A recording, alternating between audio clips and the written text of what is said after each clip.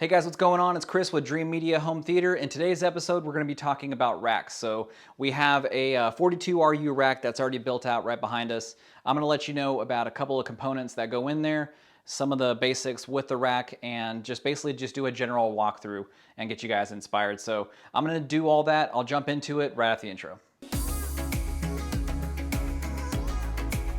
Well, all right, so I'm going to show you the rack real quick. This is a Strong Signature Series 42 RU rack. 42 is the size, and I'm just gonna walk up here with my arm stretched out. So this is, pretty tall. I'm pretty short, but at the same time, it's still a tall unit. So 42 RU basically refers to the size, the height of this one. Typically, a standard rack is gonna be fixed at a 25-inch depth.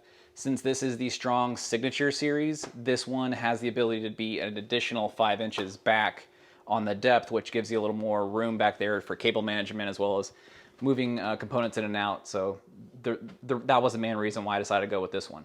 There is a model below this one because this one's the flagship, right? So what we normally sell on a day-to-day basis is the Strong FS series.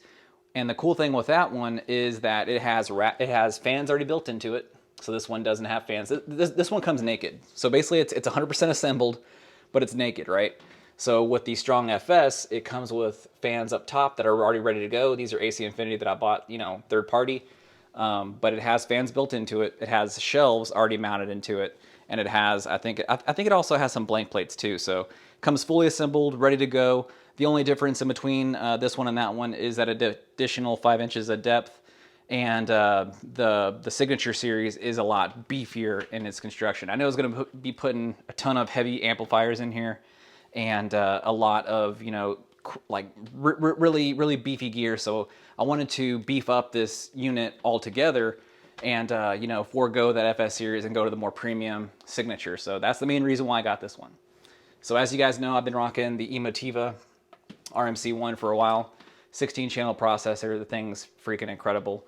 I do have the audio control. That's going to be replacing this one very, very shortly. But below that, we have the Lumigen processor.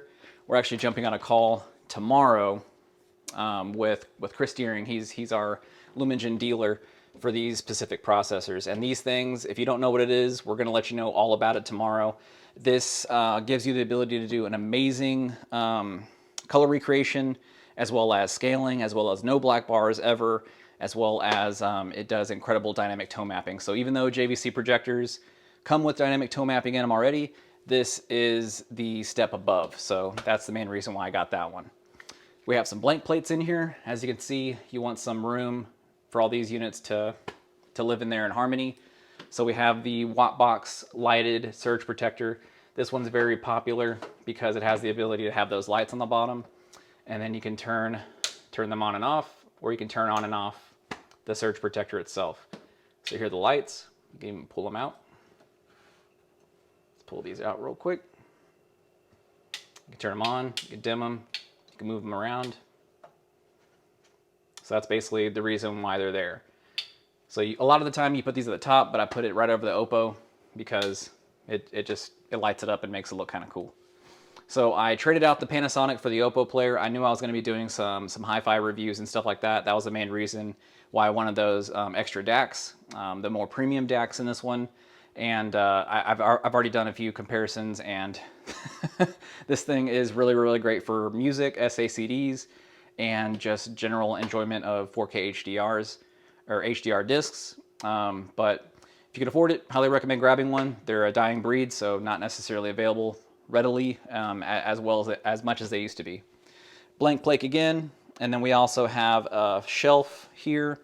And this was originally supposed to be a gaming shelf, but I kind of repurposed it because a lot of the gaming stuff wasn't available whenever I wanted it. So this will still fit an Xbox in there, an Xbox Series 1. And I have a hub back there for my, what are those, the Philips lights. I have the hub back there for the Lutron, as well as my, what is this thing, a wireless access point. And then we have the Apple TV as well as the Harmony hub here. A lot of this stuff is already double-sided taped in there, so it's nice and secured, so it's not going anywhere. But I didn't necessarily put this one in the proper final resting place just yet, so That one is coming up later. I still haven't set up my Harmony remote. Again, some more fans to deal with heat, because obviously, you know, amps give off heat. So this is the Audio Control Savoy G4. Been rocking this thing. It is a 7-channel amplifier, and I've been rocking this thing for like the last couple months. Really enjoy it. It does great. I use it for my heights. I have 6 heights, and it works out perfectly. Just fits in the stack really nice. But all of these amps down here, probably going to be switching these out, testing out some new gear in the near future. So this is the Parasound A52 Plus. Really enjoy that thing. We've been selling a ton of these as the channel as a whole. Really believe in Parasound as a brand, and the sound that you get out of them, Class A and AB, it's just really pleasing for home theater as well as hi-fi. So that's that one, the A52 Plus, which is for 8 ohms is 180 watts a channel. This one right here is 250 watts a channel, and I use this for mainly my front stage. This one's used for my surrounds up here. So this is the A51, 5 channels. This one's older, this one's newer, but this one has more power per channel, so highly recommend checking that one out if you haven't already. And then down here we have some power protection. We have the 5400 from Panamax, as well as the 5300 from Panamax.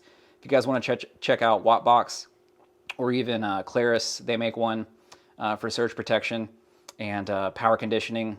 You can check those out as well. And then we have, what do we also offer? We offer Furman as well. So if you guys want to check those out, all of those, I highly recommend that you always protect your gear. All this stuff in here is very expensive, and you don't want to have to replace it, you know, if you have a storm or, you know, some unwanted turbulence in your electrical lines. Obviously you can't see it, so you would want something to be on guard for you, protecting your gear 24 hours a day. Down here we have the Arachnus PoE switch. So this is our network switch, gigabit switch, and I'm not using a ton of the ports just right now, but I kind of bought this for my next house, because I knew I was going to be using a ton of switching and networking. And then down here, this is kind of this is controversial, I guess. Not a lot of people use a UPS for their home theater.